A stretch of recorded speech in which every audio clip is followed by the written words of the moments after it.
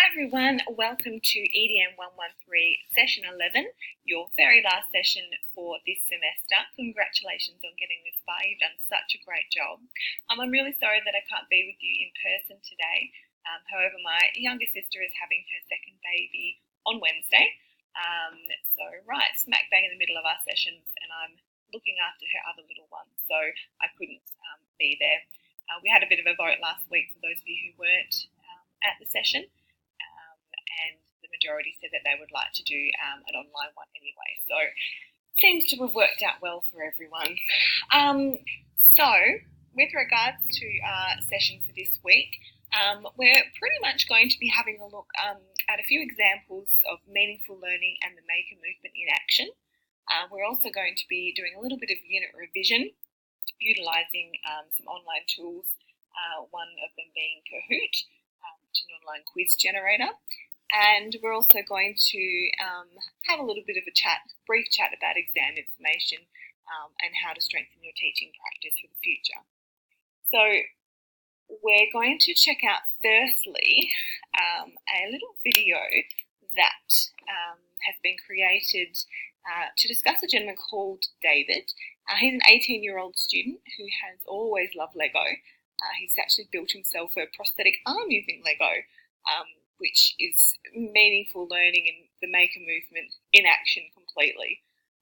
It shows his persistence, incredible problem solving, the creation side of it, questioning, adaptation and so forth. So we're going to have a little watch of this one. It's only 2.5 minutes long, but it's actually quite an inspiring little video. So bear with me, let's click on my screen.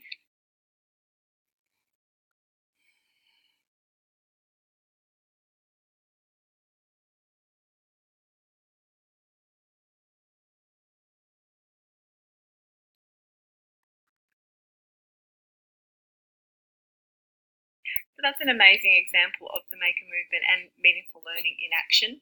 I mean, who would have thought an 18-year-old being able to create his own prosthetic arm utilising Lego? I just think You've probably seen incredible. A Lego brick, but have you ever wondered how it all started and why it's called I wonder Lego? how it's all started. Actually, the name is... Thanks, Lego. We don't need to see you anymore. Okay, moving back on with what we were having a look. Play from the current slide.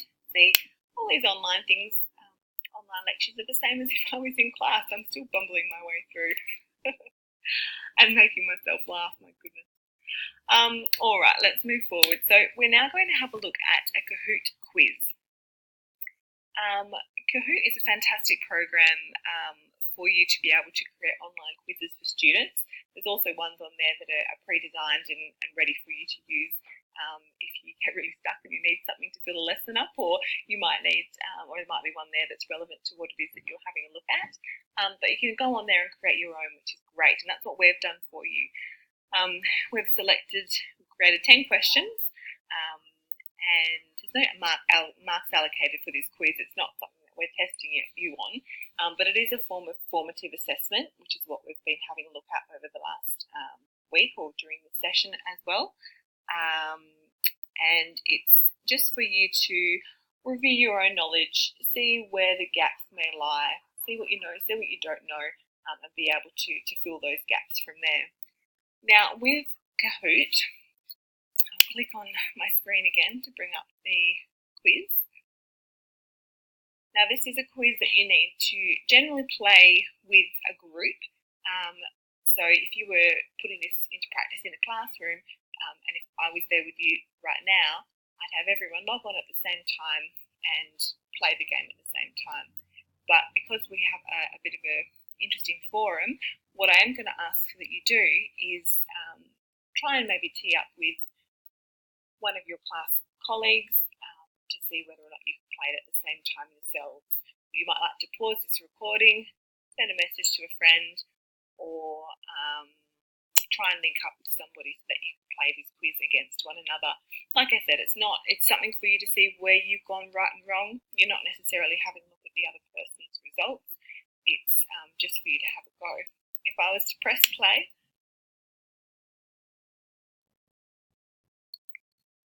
so start now, it'll come up with a screen that looks like this. We've got player versus player, which is your classic mode, and that's probably what you might be looking at, or you can do a team one. So I'd suggest your player versus player, and then you can click on that one, which will give you a game pin. So we're going to press start, connecting here. So join with the Kahoot app or kahoot.it, and this is your game pin. So once you've got a few of you, you'll see more players coming up if they've got the same link and the game pin, and you can press start to get on with your Kahoot quiz. There is a way that you can do it individually without having to do it together, but as a preview mode, I think it is, and it's easier done on the app. So for the purpose of this, if you can try and tee up with someone else to have a go, that would be brilliant. The Kahoot quiz questions I will post later on in the day on Wednesday for you to be able to have a look at those correct answers. But again, the Kahoot quiz really is designed just for you to have a form of formative assessment for yourself, so you can be a little bit of a self-reflective practitioner, see where it is you need to fill in your gaps. It's also really important to do this for exam preparation as well, because you never know what's going to be in that exam. So try and see if you can have a little bit of a look. Alrighty, moving on. Digital technology in action. So, Year 4 and 5 class exploring playgrounds for design and tech projects. So this one here, this is a gentleman called Chris. He's a science and digital technology specialist who recently got some classroom time. And as a part of his Year 4 and 5 classroom in design and technology for their project, they'll be exploring old and new playgrounds. So using the technology Padlet, which is a brainstorming one, and also Minecraft, Chris has managed to create an authentic learning opportunity that I suppose has included inquiry, it's included engagement, collaboration and problem solving for students.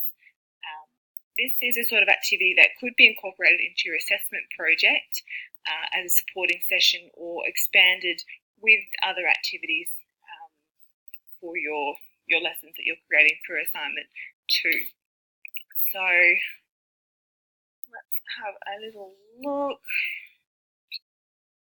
Well, of course it's not been linked just because they want to make things easy for me.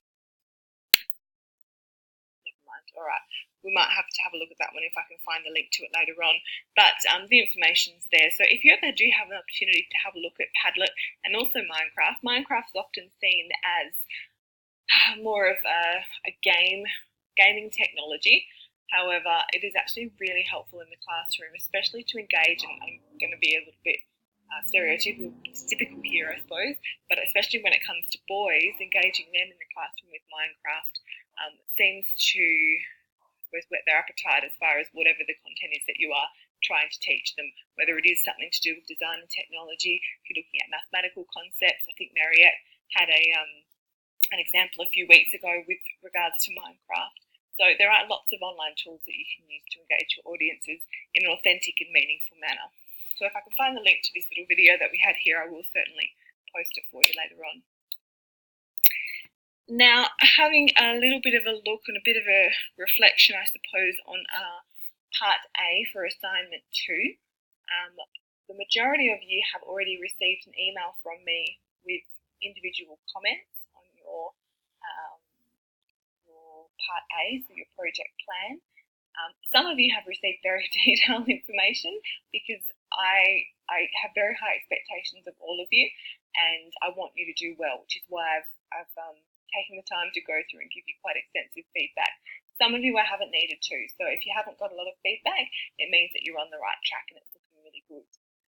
I'm really looking forward to a lot of the projects that you've created, and I'm sure that somewhere along the line I might even be able to use some of the sessions that you have created, because as I said, some are very, very good and very innovative and well thought out. Just a little bit of feedback and hints moving forward. This is just general for everybody. Can I please encourage you to double check that your links can be accessed. In our first lot of assignments, there were several people who decided to upload things to Google Drive, which is fantastic, and I'm definitely encourage you to do that. However, I was unable to access the links and I had to request permission. So if I have to request permission, I'm going to have to start being a little bit more of a meanie and having to deduct some further marks. So please be aware of that. You don't want to have to lose any marks for something that's fairly simple to do. Make sure you've proofread your work. Again, it can be very easily done. Copy and paste it into a Word document before you upload it onto your blog, just to make sure that you haven't missed any spelling or grammar errors. Simple things like putting yourself a full stop and then having a capital letter after. Things that we should hopefully be getting our head around this far into the semester. So make sure that you're proofreading, even get a friend to have a look. The copyright access, again, make sure that you've created a Creative Commons license for your site. This was shown to you during session 10, I think it was. So just go back and have a little bit of a review on that, because you will be able to figure it out from there. It's very simple. If you get a little bit stuck, I've had a few emails come through. There is a solution to whatever problem you've got, so just let me know and we'll be able to figure it out from there. That same thing goes for photos as well. So again, last session we had a look at a little video that Natasha created about how to check whether or not you're able to use a photograph from the internet. So again, please refer back to the slides from last week. Also, something for you to consider is I want you to think about creating your, it's not a website, it's a blog. So creating your blog to be a resource for another teacher. So you need to include everything that you would have to help run a lesson. So I had a few emails about, do I need to include a rubric? If you're doing peer assessment and so forth, absolutely. If they're peer assessing, please include a rubric. Whilst it's not explicitly stated on your assignment guidelines, you are encouraged, of course, to put in a rubric there. Whatever's going to make it really easy for the teacher to be able to run that session or that series of sessions. So remember, you need to include the curriculum number in the link. So when you go onto the